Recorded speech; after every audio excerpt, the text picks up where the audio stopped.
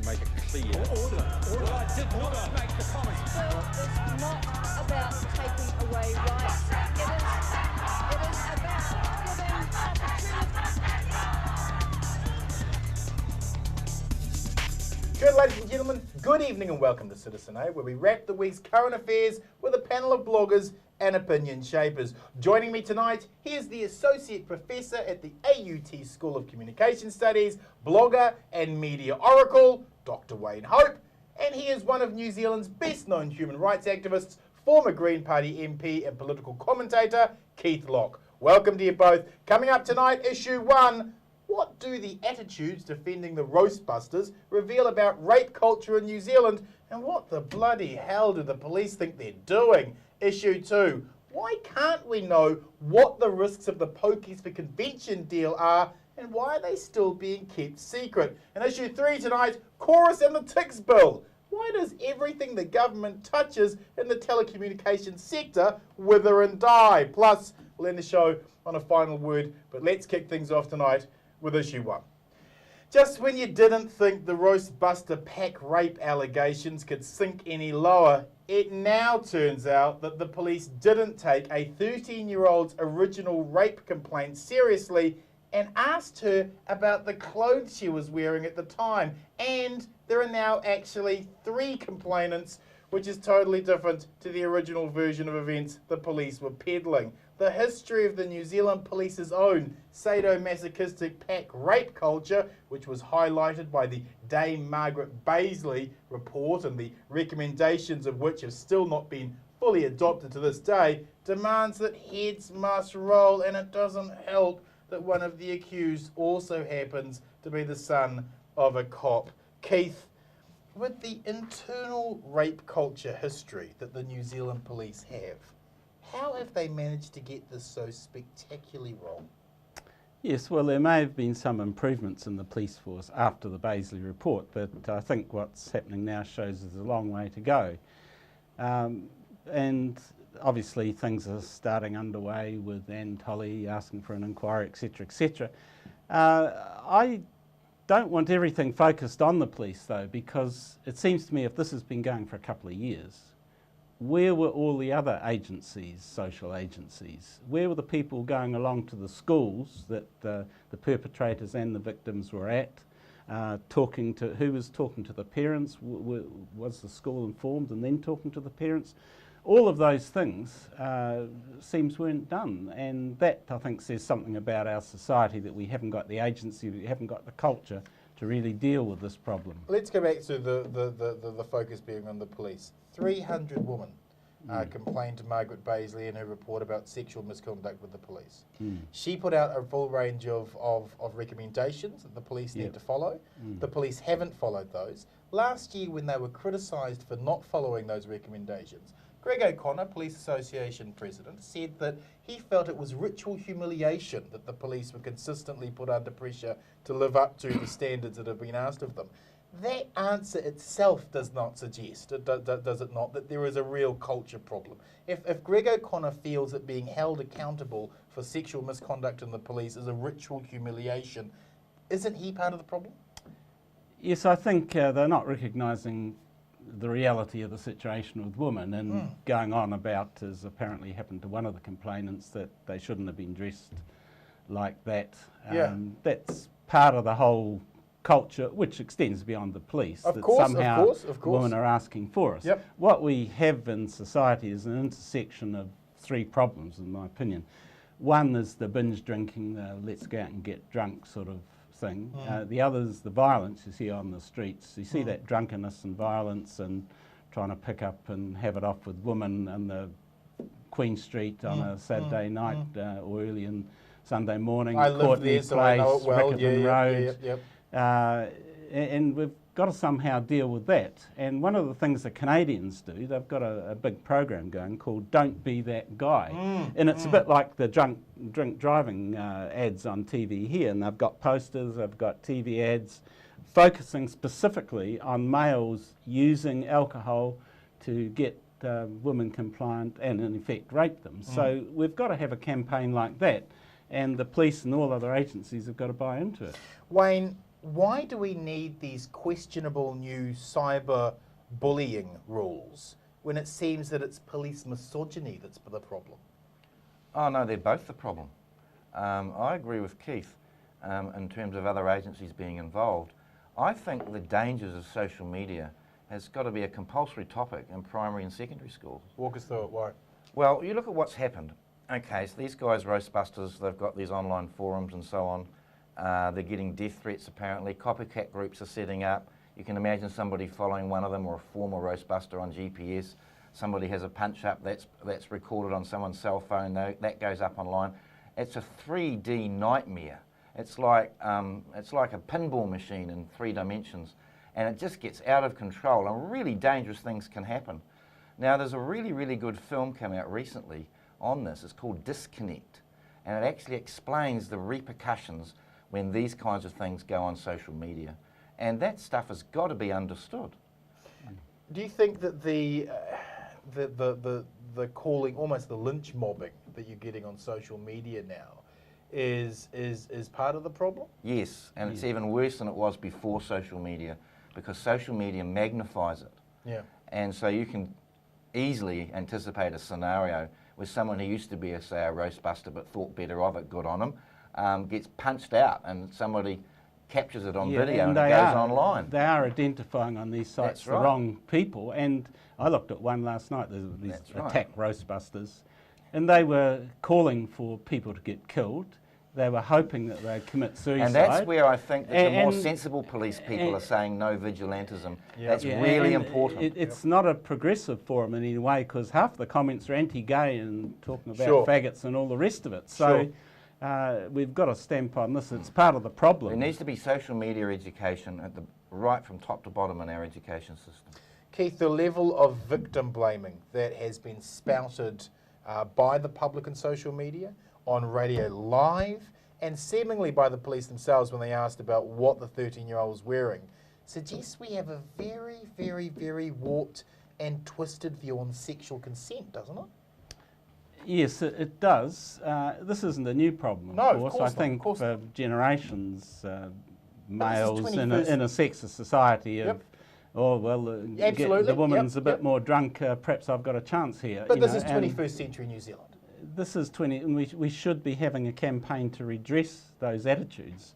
And the two things that have come up are, one, oh, why was she dressed like that? She's a temptress, and that sort of stereotype. But those are and the other is, well, she must have liked him to go out with him, and therefore, you know, what follows is somehow her responsibility. We've got to knock those two on the head. Is it fathers sitting down with their sons and talking to them about consent? Because this seems to be very much a male problem. It's partly that, but when you're talking about teenagers, often parents haven't got a gigantic amount of influence. You've got to get to the peer group impact, and I think that's where ads and posters and stuff in the schools gets into the peer group culture, and it's happened, and it's had an effect in reducing smoking rates and things like that on other social issues.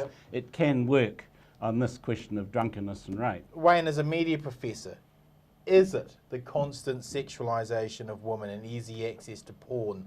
Is that what's desensitising men into thinking blurred lines of consent are acceptable?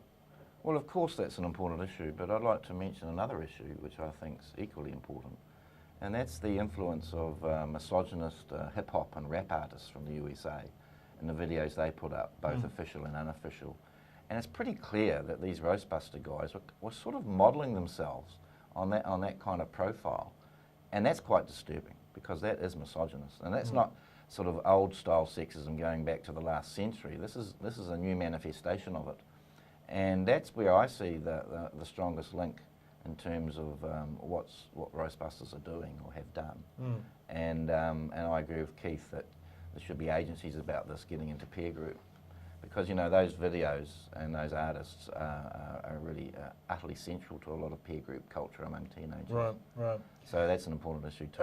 Final question to both of you: how will the government handle what is quickly becoming a police scandal?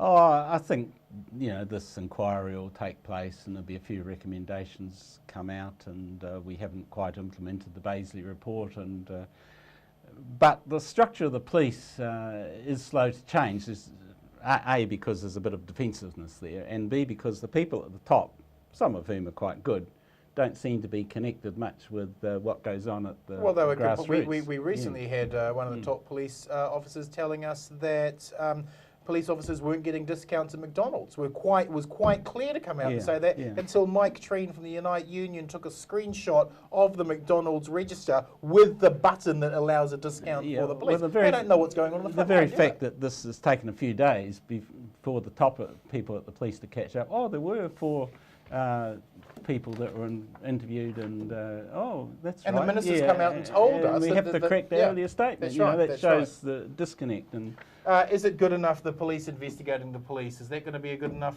response here? Look, I think the most important medium-term response is to simply have more women in the higher echelons of the police. It's as simple as that, really. I think to give the police their due, there are some elements of the police force that are a lot more progressive now than they used to be. This is largely a result of the growing profile of the domestic violence issue, which just wasn't on the radar before the 1980s. And some policemen and policewomen are being quite sensitised to that issue, which is good. But there's other elements of the police that are not like that, and I think in the medium term, as I said before, I think having more women in higher positions within the New Zealand police would ameliorate some of these problems. You think it's also a training issue? Currently, at the moment, police spend half a day on domestic violence in their 19-week training course. Is that enough? Well, of course not. And when we talk about domestic violence, it's not just spousal or relationship violence, it's that which involves children as well. And you think of some of the horror cases we've had in the domestic violence area, it's probably something that should be devoted more time to in training. I think one of the things is, for young people, there's got to be many more creative outlets in life. You know, we still live in a fairly repressed sort of society, and this sort of Saturday night blowout culture, which takes that violent and drunken and sexist form. Somehow we've got to be a society that's a bit more civilised. Moving on with our second issue tonight. Official papers released this week show information about the harm caused by the Sky City Convention Centre deal was withheld because it was considered commercially sensitive to the casino firm. Wayne, I don't care about how sensitive information is for the casino. When you're making questionable public decisions with public policy, shouldn't New Zealanders know what the full harms are? Well, of course, but I can see the casino's point of view, because there's a dirty little secret about casinos, a very dirty little secret. Their mega profits are functionally connected to gambling addiction. Right. Because if you just went and used the pokies occasionally, like once a month, how's that going to add to Sky City's profit? But if you're a regular user of their machines or their tables, then that's where their profits come from. In the same way that breweries make their profits out of addicted drinkers. Right. Casinos make their profits out of addicted gamblers. It's as simple as that. And so that functional connection, they don't want to make that public, because that is really, really bad for their PR. So I'm not surprised they wanted to make it commercially sensitive. Keith, so not only are we kept in the dark about the harms of this deal, we also have to accept John Banks voting to pass it, while Sky City are also in a court action providing Banks with evidence to help him escape a conviction. How much more belief do New Zealanders have to suspend to accept this outrageous deal? Yeah, it's pretty straightforward, isn't it? The head of CEO of Sky City, Nigel Morrison, he's going to come before the court and testify on whether Banks knew about these $15,000 that was given as part of the mayoral campaign. While Banks is voting for the deal. Yeah, and Banks knows that when he's voting. So, yeah, surely there's a conflict of interest. How can that not be a conflict of interest? This is it's New the very Zealand. definition of conflict of interest, surely. It's pretty good. It's a pretty good And example. they're pretty good at creatively developing testimony, these Sky City people, because on the issue of harm, they came out more than once, I think, saying, well, Lotto's just as harmful as pokies, which sort of blew me away, because buying a lotto ticket once a week is different from these people going into the casino with its surround sound and bright lights and 24 hours a day and just playing till you skint. You know, there's a complete difference. There's another dodgy argument they use. It's better to have the machines in our in a city casino than it is in those horrible little places in South Auckland, isn't it? Wayne, reading through the papers, it seems officials at the Ministry of Business, Industry and Employment were more focused on serving Sky City's interests than New Zealanders. Is that what was meant when the national government came out and announced a more business-friendly approach when this ministry was formed? What more business-friendly means is a more collusive approach between politicians and businessmen. Simple as And that. Sky City is the ace when it comes to PR, because Yeah. I just, now and again, you look at the social pages in the weekly papers, Sunday papers and whatnot, and there's so many Sky City functions with all of these politicians and A-list and all the rest of it coming along, partaking of the hospitality of Sky City. They do a wonderful job in sort of getting everyone in their social net. Where did the National Party have its 2008, last time as well? Yeah, no, Sky City Convention Centre. the Sky City Convention Centre. As one thing that marks this government out, it's the collusion between senior members of the government and wealthy areas of the New Zealand and Australasian business community. There's no question about that, and this Sky City deal is just one example of that. Shouldn't our ministry, though, be more focused on the wider public good than a business's bottom line? Well, I'm not going to answer no to that, am I? Of course. So how does the Ministry of Business, Industry and Employment, how can they justifiably have such an important role in decision making if the policies coming out is completely skewed for businesses? Well, there's another issue here too, and that's the ministry itself is so large because it's the result of a merger of a whole lot of smaller ministries. So the problems that you're espousing here are magnified in that respect. Yeah. So this is a huge problem, and I think if Cunliffe wants to get any traction and leading up to the next election, he's really got to hammer this stuff because it's all about integrity and ethics in government. This is effectively Stephen, because he's the minister, this is effectively Stephen Joyce's Death Star, isn't it? If you're looking at the ministry from a Star Wars analogy. Well, I don't want to mention names. Keith, when should commercial sensitivities stop the public from knowing? When is that fair? When is it fair to be able to use that? On very rare occasions, and it has to be a competitive industry, really. Right, yeah. And there's not that many casinos in Auckland. No. I think there's only one. That's right. So if you're arguing commercial secrecy for competitive reasons, it What's the doesn't competitive exist. reason? So why couldn't their books be open Yeah. and all of their dealings be pretty open? I can't see why not. If there is a Labour Green government next year, what's the likelihood of this deal ending? Fairly strong. It's something the Greens are pushing Yep. quite strongly because while, you know, the powers that be in the commercial establishment are saying, you know, you can never break a contract, that's sort of sacrosanct. Yes. When it's a question of a contract that is destroying thousands of people's lives, like smoking, like problem gambling, I think there's an ethical justification for breaking the contract. Question to both of you finally on this. When does this crony capitalism start hurting John Key? Still riding very high in the polls. Yes, we're in a phony war at the moment between Labour and National and between Labour, Greens and National. I think the issue will start to kick in next year as we move into the election because the main leaders will be getting more and more airtime. And so that issue can be a major thing for the Labour and Green campaigns. And although it doesn't seem to be having much traction now, I think it's one of those sleeper issues. Because if you go back to 1999, when Labour, Greens and the Alliance came to power, That's right. that sort of collusion, cronyism, that came out in some of the ads that Labour was putting up in that election campaign. And I had the fortune or the luck to be in a focus group where one of those sick and tired of all of this stuff going on, sick and tired of this government type video ads was being road tested. And the focus group I was in, they really made a mark on them, and they were apolitical people. So this is a sleeper issue that could really come to bite the government when we get into the next election I think campaign. it's sort of adding up the number of things, like the asset sales, which is rewarding Yes. the rich, 2%. yeah, and well, that's a good the example of collusion. TY Point aluminium Yep, smelter, yep.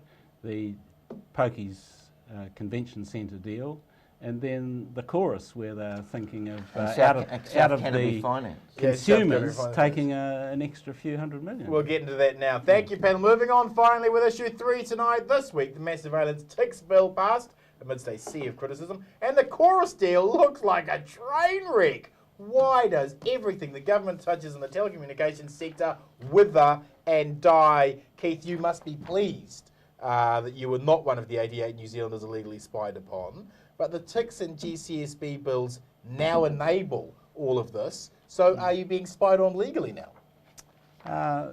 Possibly, in that the nature of surveillance is changing, in that previously with the SIS, and I've got my little file about that, how I got from the SIS, you know, they had it in a filing cabinet presumably and adding to it and all the rest of it, and targeting me as a person of interest.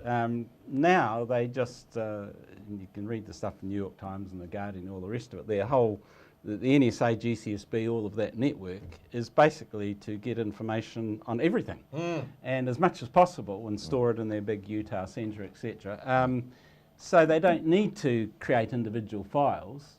They just need to get everything, and now and again, oh, I'm a bit suspicious of Keith Locke or Bomber Bradbury or whatever, type the name into a computer, boom, and if, in effect the file comes up. So you're not surveilling an individual person. So the fact that I wasn't under surveillance directly doesn't mean to say they aren't gathering information on me which could be used later on. Wayne, what went wrong with the chorus deal?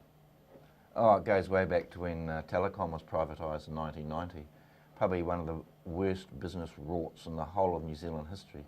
Sold for $4.2 billion or whatever. We sold our whole infrastructure, mainly to Bell Atlantic and Ameritech. And it was only under Cunliffe, actually, and under Helen Clark, that any kind of countermeasures were taken. But of course, Telecom was unbundled, the local loop was unbundled, and Chorus was formed. But Chorus is still a very dominant player in network infrastructure. What you've got here is an insane situation. On the one hand, the government's providing $1.5 billion for broadband rollout, because in 50 years' time, broadband's going to be as vital as what a landline was 100 years ago, right? So they really need to do that. Broadband is the way of the future. But the network infrastructure people, the Chorus people, I mean, you know, they have to have returns to shareholders. They want to make a profit. What? Infrastructure should be nationalised. Because what's happening is that Chorus is getting corporate welfare and it's overcharging people that are using the copper, and the people who can only use the copper are the poorest people. That's absolutely ridiculous. Question to both of you, will the government end up buying a stake in Chorus? And will that seem a little insane when you consider that the government is selling off our energy assets? Are they going to buy? They may do. I suppose that would be slightly better than if they keep the price of copper, as the Communist Commission has suggested, that the people won't be paying for it and it'll be just a capital input, so it'll be slightly better. But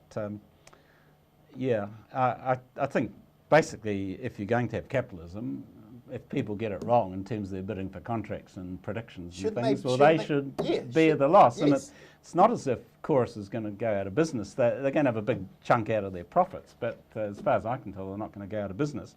But the key thing to me in all of this infrastructure that's being built and the TICS bill is that it's showing, and combine that with Snowden revelations, is a huge advantage in New Zealand, not only being clean, green and nuclear free, but surveillance free. Yes. And to have an infrastructure, broadband and all the ISPs and everything else that isn't subject to state surveillance. And then your Zeros and all of these firms that are making waves around the world can advertise, say, look, we've got our cloud servers here, surveillance free.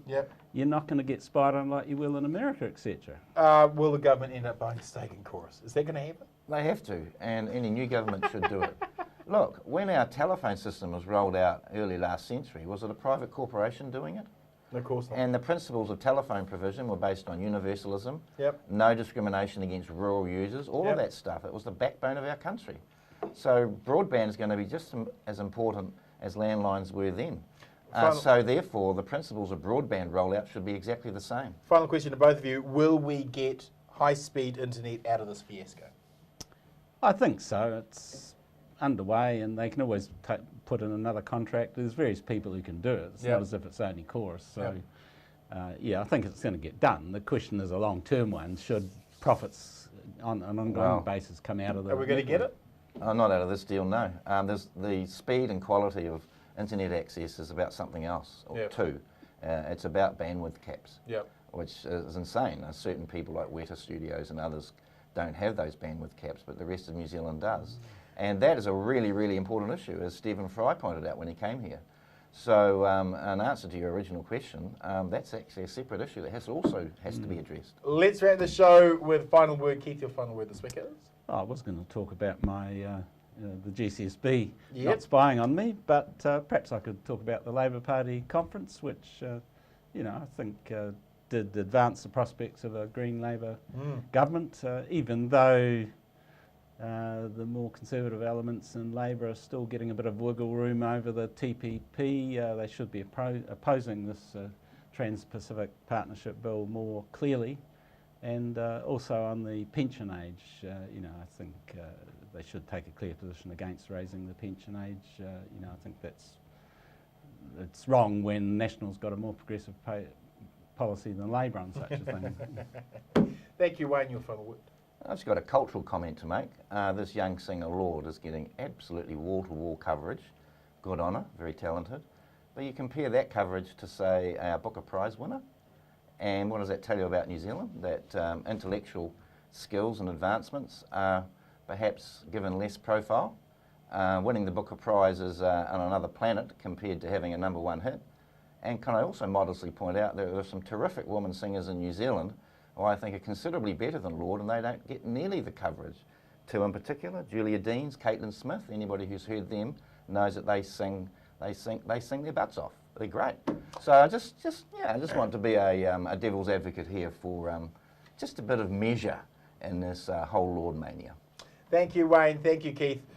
Ladies and gentlemen, to my final word. So, when the police said there wasn't a formal complaint, they really meant there wasn't a formal complaint we are bothering taking seriously. So, it's the police victim blaming mentality that needs changing, not our internet laws. How the hell is this allowed to happen in New Zealand in the 21st century? We really need leadership on this now. This is that awkward, horrifying moment when you realise that if this had been boy racers and not pack rapists, then something would have been done by now. If the New Zealand police can't see rape because they are blinded by their own sexist culture, what are we telling our sisters, daughters, mothers and aunties? That rape is really their fault? It's been 120 years since women fought for the vote in this country, but this feels medieval. If you like tonight's show, please join our Citizen A Facebook site and connect with other like-minded new citizens,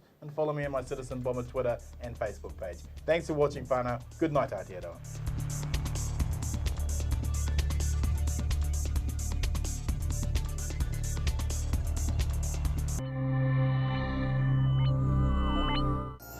Supporting local content so you can see more of New Zealand on air.